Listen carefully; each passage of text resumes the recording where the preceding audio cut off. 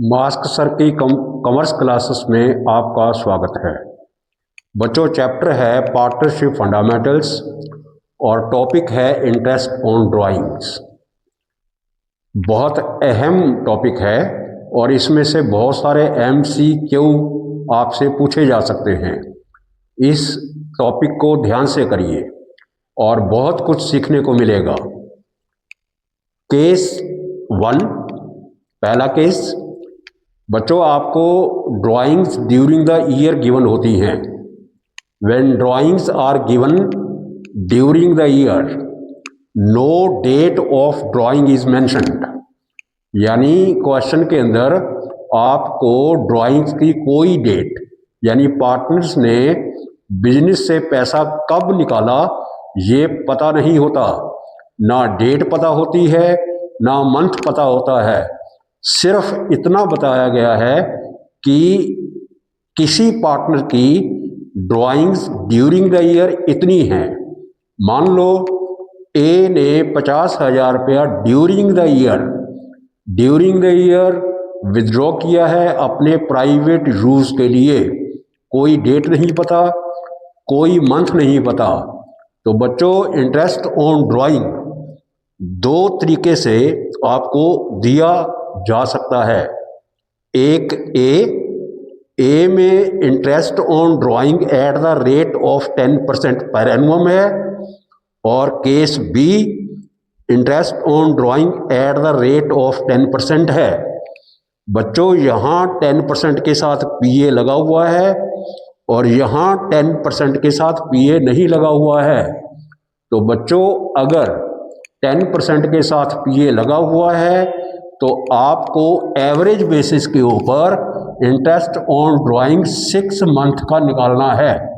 और अगर परसेंट के साथ, यानी 10% के साथ PA नहीं लगा हुआ तो इंटरेस्ट ऑन ड्राइंग 1 साल का निकालना है।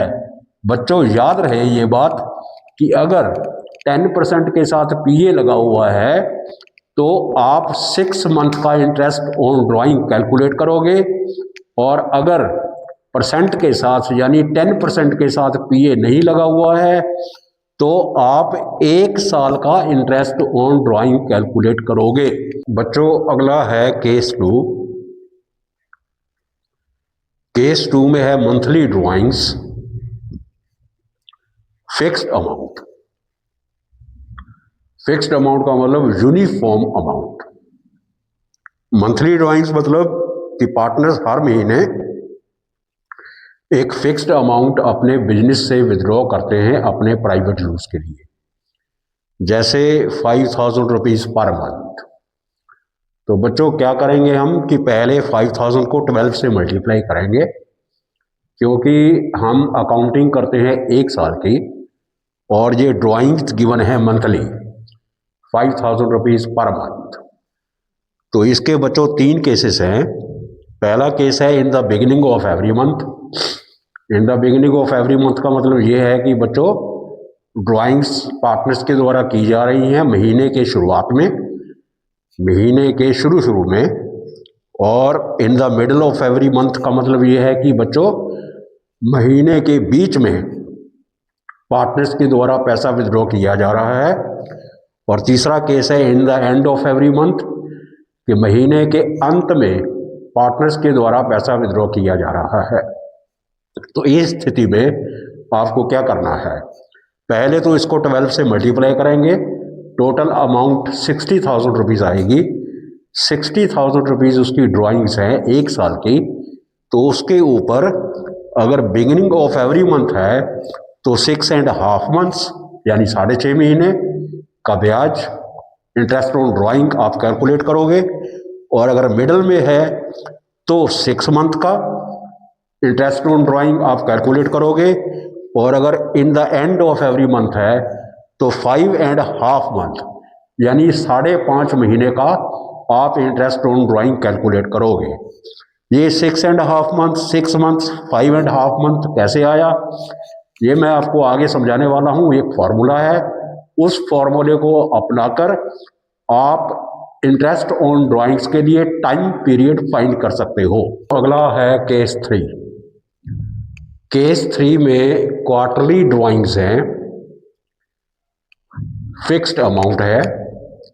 क्वार्टरली का मतलब होता है बच्चों 3 महीने में एक बार, यानी वंस इन ए 3 मंथ्स, यानी 3 महीने में बच्चा एक बार पैसा विड्रॉ करता है और फिक्स्ड अमाउंट होती है। फिक्स्ड अमाउंट मीन्स जैसे 20,000 रुपीज़ पर मंथ, 20,000 रुपये महीना पैसा विड्रॉ किया जा रहा है बिजनेस से। इसमें भी 3 केसेस हैं। सबसे पहले तो हम इस 20,000 को, क्योंकि एक साल में 4 क्वार्टर होते हैं, इसलिए इस 20,000 को 4 से मल्टीप्लाई करके टोटल ड्राइंग्स फाइंड की जाएंगी। कई बार बच्चों आपको टोटल ड्राइंग्स दे देता है और लेकिन कहता है कि ये इन्होंने क्वार्टरली विड्रॉ किया है, तो आपको तब 4 से मल्टीप्लाई नहीं करना है। जब पर क्वार्टर ड्राइंग्स गिवन हो तो 4 से मल्टीप्लाई करना है। इसमें भी 3 केस हैं बच्चों। इन the beginning of every quarter, जैसे पहला क्वार्टर होता है मान लो अप्रैल से जून, तो अगर वो पैसा अप्रैल में विड्रॉ करता है तो वो केस हो जाएगा इन the beginning of every quarter. और अगर वो पहला क्वार्टर जैसे अप्रैल टू जून है, अगर वो मई में पैसे विड्रॉ कर रहा है तो वो केस माना जाएगा in the middle of every quarter. और अगर जून में विड्रॉ कर रहा है तो वो केस माना जाएगा in the end of every quarter. तो बच्चों इसमें अगर beginning of every quarter withdraw कर रहा है पैसा तो 7.5 मंथ, और अगर मिडल में कर रहा है तो 6 मंथ, और अगर एंड में कर रहा है तो 4.5 मंथ का इंटरेस्ट ऑन ड्राइंग कैलकुलेट करना है।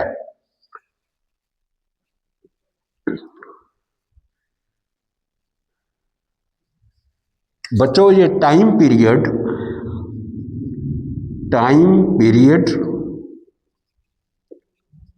फॉर इंटरेस्ट ऑन ड्राइंग कैसे कैलकुलेट करना है, तो इसके लिए फॉर्मूला है बच्चों, time left after first drawing plus time left after last drawing